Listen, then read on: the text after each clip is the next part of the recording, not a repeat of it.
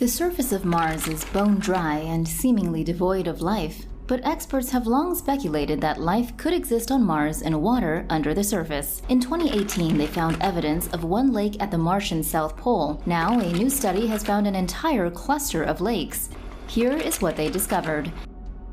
Scientists have found a network of salty liquid water lakes on Mars beneath the planet's south pole, according to new research published Monday in the journal Nature Astronomy. An international team examined radar data from MARSIS, short for Mars Advanced Radar for Subsurface and Ionosphere Sounding. This instrument on the Mars Express orbiter bounces radio waves off the surface and measures their echoes to image geological structures. 2 years ago, these investigations revealed a subglacial lake 1.5 kilometers below the surface.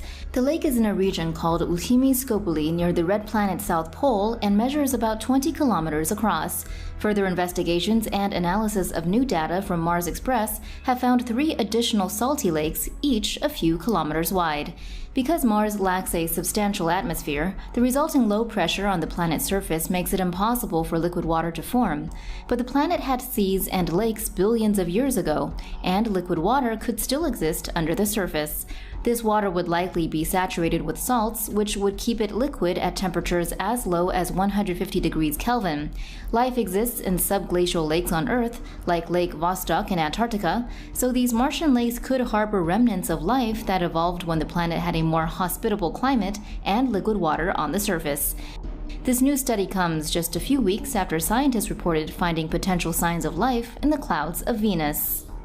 Astronomers have speculated for decades that life could exist in the clouds of Venus. Now, a shocking discovery is making scientists take this idea very, very seriously. Here is what they found.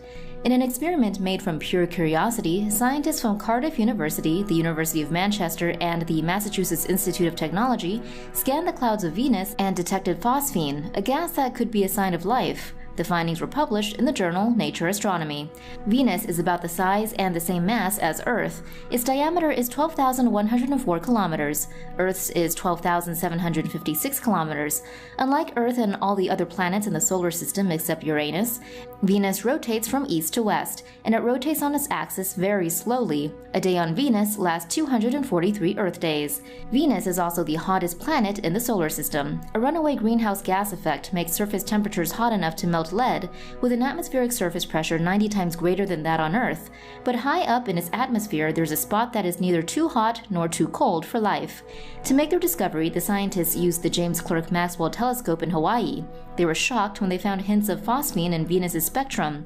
The team later confirmed the detection using the more sensitive ALMA Observatory in Chile. Phosphine is a biosignature gas. On Earth, it's made by microbes that thrive without oxygen. Other processes that could create phosphine on Venus, volcanoes, lightning, sunlight, or minerals blown up from the surface, would only account for a maximum of 1/10,000th of the amount detected.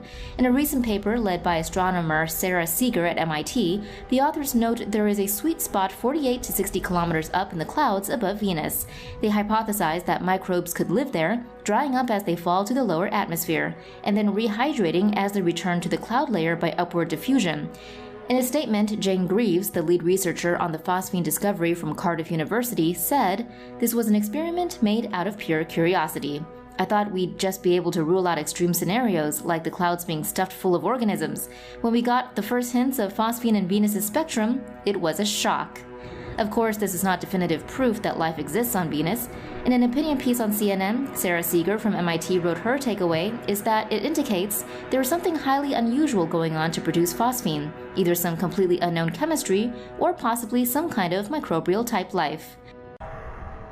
Scientists had previously thought that Pluto started out as a ball of rock and ice. The ocean beneath its surface formed as heat from the dwarf planet's radioactive core melted the ice. But some scientists think Pluto started out as a hot world. Here is what you need to know. New research suggests Pluto started out with a subsurface ocean that has been slowly freezing over time. The findings are based on an analysis of pictures of Pluto's surface taken by NASA's New Horizons mission. These show extensive ridges and troughs consistent with the planet expanding as its ocean froze. Pluto is thought to possess a liquid ocean beneath a thin icy surface and a mantle of watery ice, according to the paper which was published in the journal Nature Geoscience. The study suggests the heat energy that allowed for a liquid ocean came from rocks colliding with and raining down on Pluto as the planet formed. Heat may also have been generated by radioactive elements in the rocks. The research suggests other big Kuiper Belt objects, the largest of which are Pluto, Erik, Haumea and Makemake, may also have once held liquid oceans on their surfaces. Why is this important? It means that Pluto may be more capable of supporting alien life than we had previously thought. Scientists have found evidence that increases the chances of alien life being found on Saturn's sixth largest moon, an icy ball called Enceladus.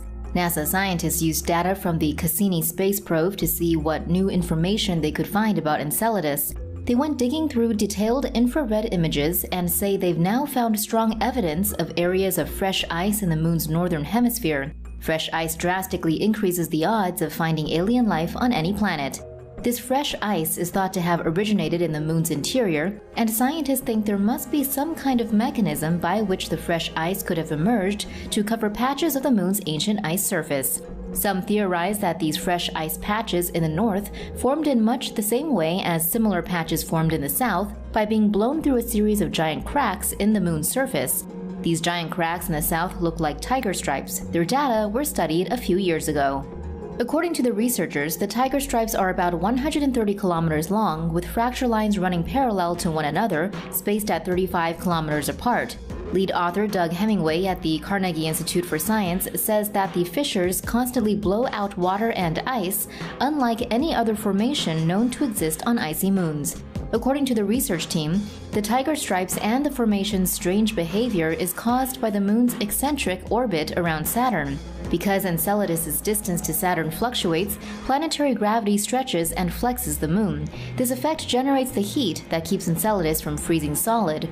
The gravitational force is so powerful that it changes the shape of the moon, with the resulting stress creating the first tiger stripe on Enceladus. As the moon's surface ocean erupts through the fissure, the jets of water then freeze and fall back on the moon. The weight of the accumulated ice and snow puts pressure on the nearby ice sheet and breaks the crust on parallel lines. Those fractures become the moon's stripes. Some scientists theorize that the areas of fresh ice in the northern hemisphere were formed in a similar way as the southern fresh ice areas around the tiger stripes. However, that theory would be hard to prove, as the Cassini space probe that recorded the data stopped functioning in 2017. For more news animations and explainers, hit the subscribe and bell button to join the Tomo News family. Thanks for watching.